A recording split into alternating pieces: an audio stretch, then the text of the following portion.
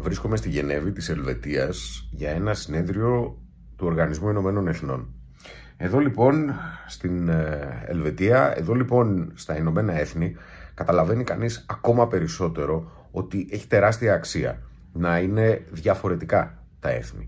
Να μην είναι οι άνθρωποι όλοι οι ίδιοι, να έχει ο καθένας την δική του ταυτότητα και την δική του παράδοση, να έχει κάθε λαός, κάθε έθνος τα δικά του χαρακτηριστικά και τη δική του ιδιοπροσωπία.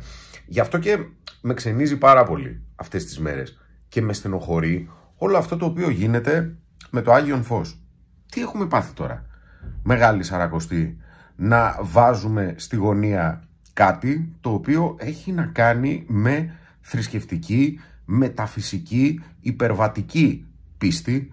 Η πίστη στο θαύμα είναι μια στάση ζωής. Δηλαδή, τι θα κάνουμε τώρα? Θα αρχίσουμε να αμφισβητούμε εάν αναστήθηκε μετά από 3 ημέρες? Θα λέμε ότι τα πράγματα αυτά δεν γίνονται, δεν είναι δυνατά? Θα κάνουμε αυτοψία στην κανά να δούμε αν έκανε το νερό κρασί, αν ήταν μερλό, καμπερνέ ή αγιοργίτικο? Τι θα φέρουμε? Ιατροδικαστή να εξετάσει τον Λάζαρο ή τον παραλυτικό της Καπερναούμ? Θα πάμε στην κολυμπήθρα του Σιλοάμ να κάνουμε ανάλυση στα ύδατα, να δούμε μήπως ήταν αυτά ιαματικά και δεν έκανε κάτι ο Χριστός? Θα δούμε το θαύμα του πολλαπλασιασμού των άρτων και των ιχθύων μέσα από ένα πρίσμα, μήπως ήταν απάτη, μήπως φέρανε delivery? Το να είναι κανείς Έλληνας και το να είναι κανείς χριστιανός ορθόδοξος έχει να κάνει ακριβώς με μια υπερβατική μεταφυσική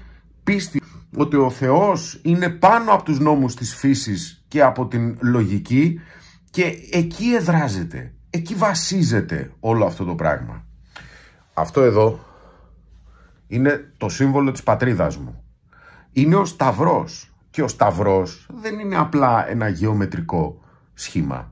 Είναι η υπόμνηση του μαρτυρίου του Θεανθρώπου, ο οποίος βασανίστηκε και θανατώθηκε ούτως ώστε να λυτρωθούμε όλοι εμείς από τις αμαρτίες μας σε περίπτωση που το επιθυμήσουμε. Το να πιάνουμε Μεγάλη Σαρακοστή, και αυτό δεν είναι ένα βίντεο στο οποίο ούτε θέλω να επιτεθώ σε κάποιον, ούτε να αντιπαρατεθώ με κάποιον. Το να πιάνουμε όμως Μεγάλη Σαρακοστή, το ζήτημα του Αγίου Φωτός, και να το ερευνάμε σαν να είμαστε το CSI Miami. Τι έγινε? Το ανάβουν με αναπτήρα, το ανάβουν με σπίρτα, μπαίνει η καντήλα, έρχεται θαυματουργικά και μεταφυσικά? Το βρίσκω προσβλητικό. Είναι βέβαια δεδομένο ότι στην εποχή που ζούμε όλοι μπορούν να προσβάλλουν τους χριστιανούς, όπως όλοι μπορούν να προσβάλλουν τους Έλληνες, όπως όλοι μπορούν να προσβάλλουν τους άνδρες, όπως όλοι μπορούν να προσβάλλουν τους οικογενειάρχες και τους ετεροφιλόφιλους. Είμαστε ουσιαστικά οι τέλειοι ένοχοι αυτής της νέας, όχι και τόσο δίκαιης τελικά εποχής. Όμως γιατί ρε παιδιά? Γιατί δηλαδή Σαρακοστή, άλλοι κάνουν τον αγώνα τους, άλλοι κάνουν την νηστεία τους, άλλοι κάνουν την σωματική και την ψυχική τους προετοιμασία για το Άγιον Πάσχα, και έρχεται ένα ολόκληρο σύστημα να βγάλει κατηγορούμενο το Άγιον Φως. Αφήνω στην άκρη το γεγονός ότι αυτό το ίδιο σύστημα είναι που λειτουργεί και ως αστυνομία σκέψης στα μέσα κοινωνικής δικτύωσης, κυριολεκτικώς ανεβάζει και κατεβάζει αναρτήσεις και προφίλ και ουσιαστικά μας επιβάλλει τι να πούμε μέσα από την απαγόρευση όσων δεν επιτρέπεται να πούμε. 2 βήματα πίσω. Αφήστε το Άγιον Φως στην ησυχία του.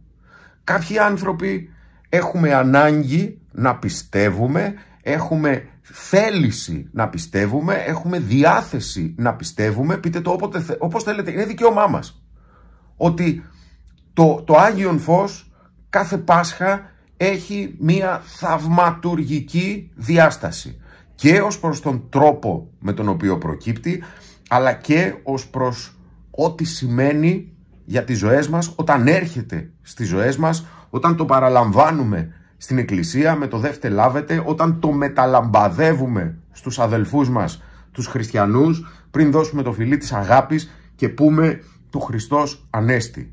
Το απόλυτο σύμβολο της πίστεώς μας, την απόλυτη ομολογία του τι είμαστε.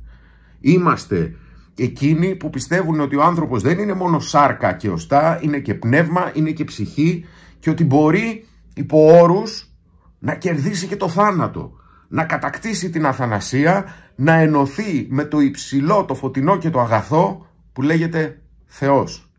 Και όλη η υπόθεση του Αγίου Φωτός εντάσσεται μέσα σε αυτήν την πίστη.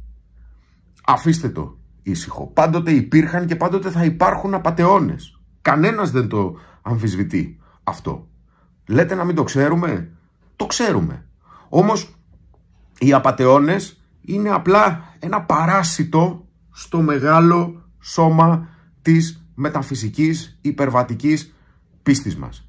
Δεν είναι δυνατόν να καταργήσουμε το ότι πιστεύουμε πως οι φυσικοί νόμοι μπορούν να καμφθούν, μπορούν να πατηθούν. Από τι? Από την πίστη. Ένα Matrix είναι όλο αυτό. Αφήστε μας, σας παρακαλώ, τους χριστιανούς, στην ησυχία μας. Δεν σας πειράξαμε, δεν σας προσβάλαμε, δεν σας επιτεθήκαμε. Σας σεβόμαστε, σεβαστείτε μας επιτέλους. Και απευθύνομαι και στα μέσα μαζικής ενημέρωσης και απευθύνομαι και στα site και απευθύνομαι σε όλες και όλους. Αφήστε μας στην ησυχία μας να κάνουμε σαρακοστή. Δεν θα σας πω πηγαίνετε στους μουσουλμάνους να τους παρενοχλήσετε το Ραμαζάνι, να δούμε τι θα γίνει. Θα σας πω αφήστε μας στην ησυχία μας να κάνουμε σαρακοστή και Πάσχα. Ευχαριστώ πάρα πολύ. Σας χαιρετώ από την Γενέβη της Ελβετίας.